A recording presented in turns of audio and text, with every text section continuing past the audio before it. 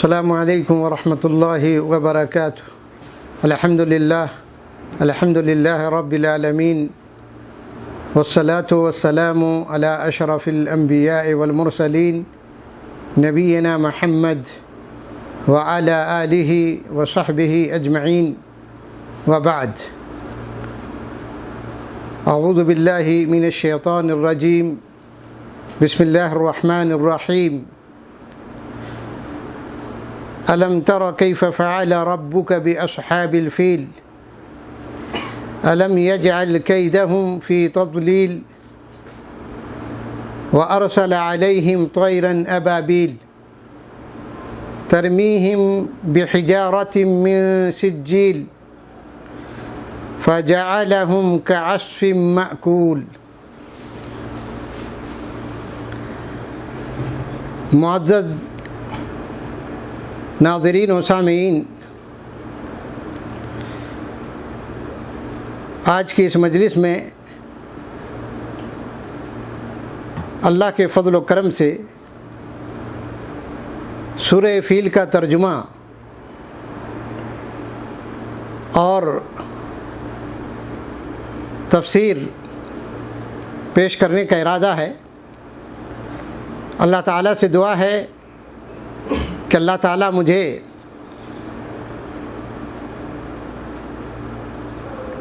کہنے اور اس پر عمل کرنے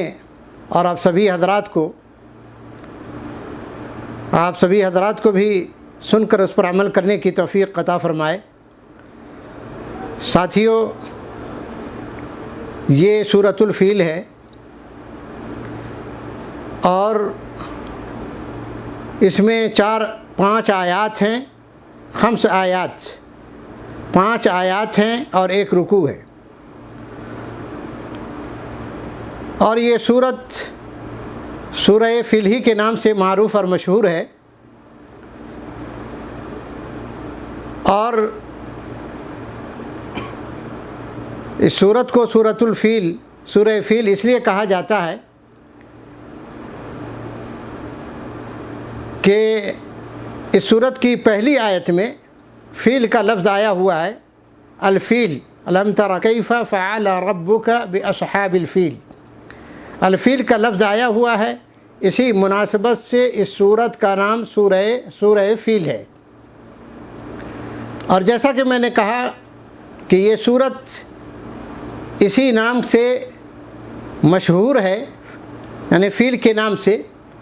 اور تمام کتب تفاسیر میں اور تمام مصاحف میں یہ سورت اسی نام سے جانی اور پہچانی جاتی ہے۔ اس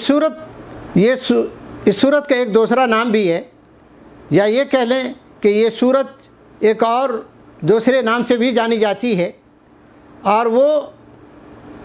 نام ہے سورۃ الم تر، سورۃ الم تر کیف فعل ربک۔ جیسا کہ عمر بن میمون عودی کا بیان ہے کہ صلیت المغرب خلف عمر بن الخطاب رضی اللہ عنہ فقرأ فی الثانیۃ الم تر کیف والإیلاف وسورۃ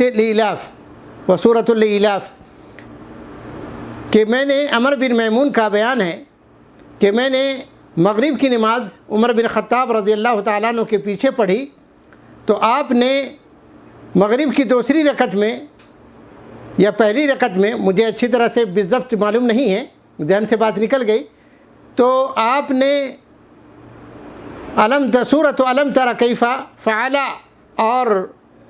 سورۃ الإیلاف کی قرأت آپ نے کی۔ اس سے یہ معلوم ہوتا ہے کہ یہ سورت اس نام سے بھی عہد سلف میں جانی اور پہچانی جاتی تھی۔ تو اس سورت کا ایک نام تو سورۃ الفیل ہے، اور دوسرا جو نام ہے وہ ہے سورۃ الم تر کیف فعلک اور سورۃ الم تر۔ یہ سورۃ الفیل، یہ دوستو یہ مکی صورت ہے، هذه السورة سورة مکیہ بلا خلاف، یہ صورت مکی ہے اور اس میں کسی کا بھی اختلاف نہیں ہے، باتفاق المفسرین والعلماء، علماء اور مفسرین کا اس صورت کے مکی ہونے پر اتفاق ہے۔ اور حضرت عبداللہ ابن عباس رضی اللہ عنہما کا بیان ہے کہ نزلت هذه السورة بمکہ، کہ یہ سورت جو ہے مکہ المکرمہ میں نازل ہوئی ہے۔ تو یہ سورۃ الفیل ہے۔ اس سورت کے اندر، اس سورت کے نزول کا جو مقصد ہے وہ یہ ہے، اس سورت میں اس بات کی تذکیر ہے یا یاد دہانی کرائی گئی ہے کہ کعبۃ اللہ جو ہے، کعبہ کو اللہ تعالیٰ نے محترم بنایا ہے، اور یہ کعبۃ اللہ یہ اللہ رب العالمین کا گھر ہے، اور اللہ تبارک و تعالیٰ اپنے گھر کی حفاظت ایسے تمام لوگوں سے اپنے گھر کی حفاظت کرتا ہے جو اس کے گھر کے خلاف یا کعبۃ اللہ کے خلاف سازشیں رچتے ہیں۔ اللہ تبارک و تعالیٰ ایسے تمام لوگوں کی سازشوں کو ناکام بنا دیتا ہے، اور اسی پر بس نہیں کرتا بلکہ اللہ تبارک و تعالیٰ کے گھر کے خلاف جو سازشیں اور منصوبے بناتا ہے، اللہ تبارک و تعالیٰ ان کو ہلاک و برباد بھی کر دیتا ہے۔ جس طریقے سے اللہ تبارک و تعالیٰ نے اس صورت کے اندر اصحاب الفیل کو اللہ تعالیٰ نے ہلاک و برباد کر دیا تھا۔ تو گویا کہ کعبۃ اللہ جو ہے یہ اللہ کا گھر ہے، اور اللہ نے اس کو محترم قرار دیا ہے، اور اللہ تبارک و تعالیٰ اس کا حامی ہے، اور اس کی حفاظت کا اللہ نے وعدہ لیا ہے۔ اسی طریقے سے اس صورت کے اندر قریش مکہ کو اس بات کی یاد دہانی کرائی گئی ہے، اور اللہ تعالیٰ نے ایک تو اس کے اوپر احسان کیا کہ اس کو بچایا، ابرہہ کے حملے سے بچایا، اور اس گھر کی حفاظت کی۔ اللہ تبارک و تعالیٰ نے اصحاب الفیل کو، ابرہہ اور اس کی لشکر کو ہلاک و برباد کیا، اور اپنے گھر کی اللہ تبارک و تعالیٰ نے حفاظت کی، اور ابرہہ اور اس کی ابرہہ کی سازش کو ناکام بنا دیا۔ اس میں اس بات کی طرف اشارہ کیا گیا ہے، اشارہ ہے کہ یہ گھر اللہ تبارک و تعالیٰ کا ہے، کعبۃ اللہ اللہ کا گھر ہے، اور اللہ رب العالمین اس گھر کا مالک ہے، اور یہ گھر، اس گھر میں 360 بتوں کی قطعاً کوئی گنجائش نہیں، اس کے لیے کوئی جگہ نہیں ہے۔ گویا کہ مکہ کے قریش مکہ کو یہ کہا جا رہا ہے کہ اس گھر کو ہم نے بچایا ہے، اور اس گھر کی حفاظت ہم نے کی ہے، اس گھر کا محافظ، اس گھر کو بچایا ہم نے ہے، اور تم نے اس گھر کے اندر جو 360 بت نصب کر رکھے ہو، یہ یا بتوں کی جو تم پرستش کرتے ہو، یہ بت تمہارے کسی کام کے نہیں۔ جب قریش مکہ پر، اہل مکہ پر یہ آفت آئی، اور ابرہہ اور اس کا لشکر مکہ پر حملہ کرنے کے لیے آ رہا تھا، تو اللہ اور مکہ والوں کو قتل کرنے کے لیے، یا اس کی عورتوں کو اور بچوں کو غلام اور لونڈیاں بنانے کے لیے آ رہا تھا، تو اللہ تبارک و تعالیٰ نے اس گھر کی حفاظت کی۔ تو اس میں اس بات کی طرف اشارہ ہے کہ تم جب یہ آفت آئی تو تم نے بتوں کے سامنے ہاتھ جوڑے، بتوں کے سامنے تم نے ہاتھ پھیلائے، اس کے سامنے ناک رگڑے، سجدے کیے، اس سے مدد مانگی، لیکن کسی نے مدد نہیں کی۔ تمہاری مدد کس نے کی؟ اللہ تبارک و تعالیٰ نے کی۔ تو اللہ ہی تبارک و تعالیٰ حاجت روا ہیں، اور اللہ ہی تعالیٰ مشکل کشا ہے، اس لیے اللہ رب العالمین کی عبادت کرنی چاہیے، اور بتوں کی پرستش سے اجتناب کرنا چاہیے۔ تو اس میں اس بات کی طرف بھی اشارہ ہے۔ ساتھ ہی ساتھ اس صورت کے اندر اللہ تعالیٰ نے اپنے نبی حضرت محمد الرسول اللہ صلی اللہ علیہ وسلم کو اصحاب الفیل کی ہلاکت کا واقعہ یاد دلایا کہ وہ ابرہا اپنی طاقت اور قوت کے نشے میں مخمور ہو کر بیت اللہ کو منہدم کرنے کے لیے جب آ رہا تھا اور آیا تو اللہ نے اس کو ہلاک کر دیا۔ اسی طریقے سے کہا جا رہا ہے کہ اگر اسی طرح قریش مکہ کے ظالموں کو بھی اور سرکشوں کو بھی اللہ تعالیٰ ہلاک کرنے پر قادر ہے۔ جس طرح ابرہا اپنی طاقت و قوت کے نشے میں مخمور ہو کر بیت اللہ کو منہدم کرنے کے لیے آیا تو اللہ نے اس کو ہلاک کر دیا، اسی طرح اے اللہ کے نبی اگر آپ کی دعوت توحید کے نتیجے میں یہ آپ کے خلاف سازشیں کریں گے اور آپ کو ستائیں گے تو اللہ تبارک و تعالیٰ ان ظالموں کو بھی ہلاک کر دے گا، ان سرکشوں کو بھی ہلاک کرنے پر قادر ہے۔ بس آپ صبر کیجئے اور پھر ہمارے فیصلے کا انتظار کیجئے، گویا کہ اس میں یہ کہا جا رہا ہے۔ اسی طریقے سے اللہ کے نبی صلی اللہ علیہ وسلم کو اس صورت میں گویا کہ ایک طرح سے تسلی دی جا رہی ہے اور کہا جا رہا ہے کہ اللہ تبارک و تعالیٰ آپ صلی اللہ علیہ وسلم کو مشرکوں کے سازشوں سے اللہ تبارک و تعالیٰ آپ کو بالکل محفوظ رکھے گا۔ جس طریقے سے اللہ تعالیٰ نے اپنے گھر کے خلاف سازش کرنے والوں کو ناکام بنا دیا، اسی طریقے سے اللہ تعالیٰ آپ کے خلاف جو مشرکین یا آپ کے دشمن آپ کے خلاف جو سازشیں کریں گے اللہ تبارک و تعالیٰ اس کو بھی ناکام بنا دے گا، یا جو دین کے خلاف سازش کرے گا، دین اسلام کے خلاف، اللہ تعالیٰ اس کو بھی تباہ و برباد کر دے گا۔ اس صورت میں یہ اس بات کی طرف بھی اشارہ ہے، اور پھر اس کے بعد یہ بھی یاد دلانا مقصود ہے اس صورت میں ان تمام چیزوں کے ساتھ ساتھ اس بات کی طرف بھی ذہن کو متوجہ کیا گیا ہے، اس بات کی طرف بھی توجہ دلائی گئی ہے کہ اللہ تعالیٰ کا معاملہ ہی آخر میں غالب آنے والا ہے۔ واللہ غالب علی امرہ، اللہ کا معاملہ، اللہ کا امر ضرور غالب ہو کر رہے گا۔ اس لیے کافروں کو، مشرکوں کو، اللہ کے دشمنوں کو اپنی طاقت اور اپنی کثرت پر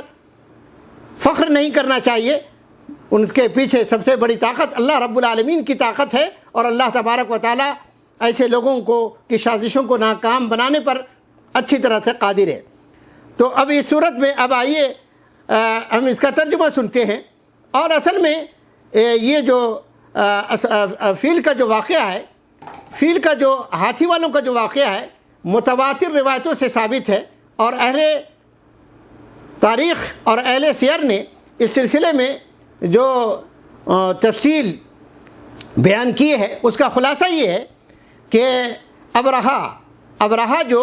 یہ بادشاہ تھا یا گورنر تھا کہہ لیں، یا ملک الیمن تھا، یمن کا مالک تھا نجاشی بادشاہ نجاشی کی طرف سے یہ یمن کا بادشاہ تھا یا یمن کا گورنر تھا۔ اس نے اپنے نجاشی کو خط لکھا کہ وہ یمن کے اندر ایک کلیسا یا ایک گرجا تعمیر کرنا چاہتا ہے صنعاء کے اندر، اور مقصد اس کا یہ تھا کہ اس طرح سے لینصرف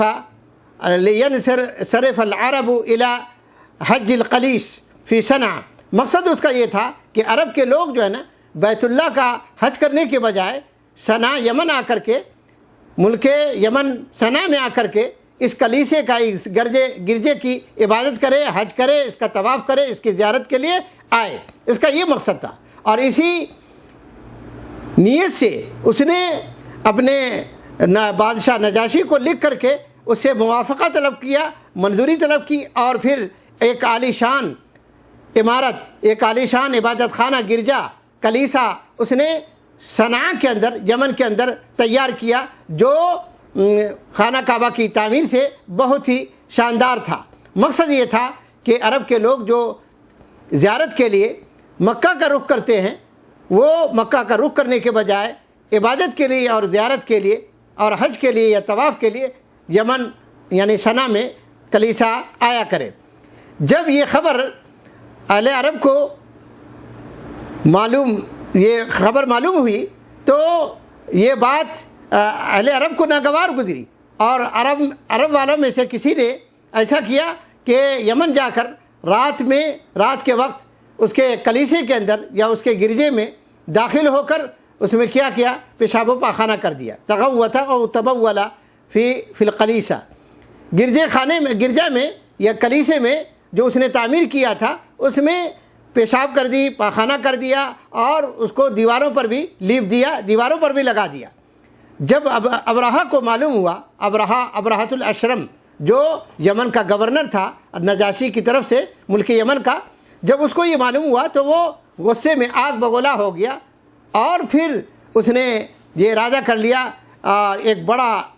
بڑی فوج لے کر مکہ پر چڑھائی کرنے کا اور مکہ والوں کو مٹا دینے کا اور بیت اللہ کو منہدم کرنے کا عزم کر لیا، اور اس طرح سے ایک بہت بڑی فوج لے کر مکہ کی طرف روانہ ہو گیا، جس میں 13 ہاتھی بھی تھے، جس میں کچھ 13 تقریباً ہاتھی بھی تھے اس فوج میں۔ اب اس طرح سے یہ خبر پورے عرب میں پھیل گئی اور لوگوں کو پتہ چلا کہ ابرہہ اپنی 60,000 کا لشکر لے کر مکہ پر چڑھائی کے لیے اور بیت اللہ کو منہدم کرنے کے لیے آ رہا ہے۔ جب عرب کے دیگر قبائل کو معلوم ہوا تو لوگوں نے، عرب کے قبائل نے اپنی طرف سے اور اپنی جانب سے اسے مزاحمت کرنے کی کوشش کی، یا اس سے قتال کرنے کی کوشش کی، اس کو روکنے کی کوشش کی اور اسے لڑائی کی، لیکن چونکہ یہ بڑی فوج کا مالک تھا اور پورے لاؤ لشکر کے ساتھ آیا تھا، پوری تیاری کے ساتھ جا رہا تھا، اس لیے یہ سب کو شکست دیتا ہوا بالکل آخر میں مکہ کے قریب پہنچ گیا۔ اور مکہ کے قریب پہنچ کر ابرہہ کے لشکر نے مکہ کے جو سردار نبی کریم صلی اللہ علیہ وسلم کے جو دادا عبد المطلب تھے، اس کے 100 اونٹوں کو اپنے قبضے میں کر لیا۔ مکہ کے قریب جب یہ ابرہہ پہنچا تو پھر عبد المطلب کو اس نے بلوایا، جو مکہ کے سردار تھے عبد المطلب، اور عبد المطلب نبی علیہ السلام کے دادا نے اس کو ابرہہ کو منع کیا، بیت اللہ پر حملہ کرنے سے روکا، لیکن وہ اپنی بات پر اڑا رہا اور عبد المطلب کی بات نہیں مانی۔ عبد المطلب نے یہ کہا کہ آپ کے لوگوں نے ہمارے اونٹ کو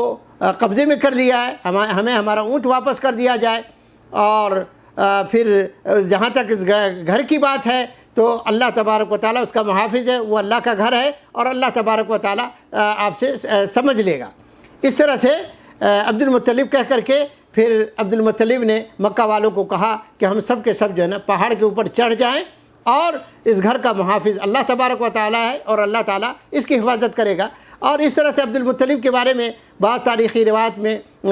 یا علماء سیر نے یا کتب سیر کے اندر یا کتب تواریخ کے اندر یہ بات موجود ہے کہ عبد المطلب کعبہ کے غلاف کو پکڑ کر کے کہنے لگے، دعا کرنے لگے کہ اللہ تعالیٰ تو ہی ہمارا رب ہے، تو ہی معبود ہے،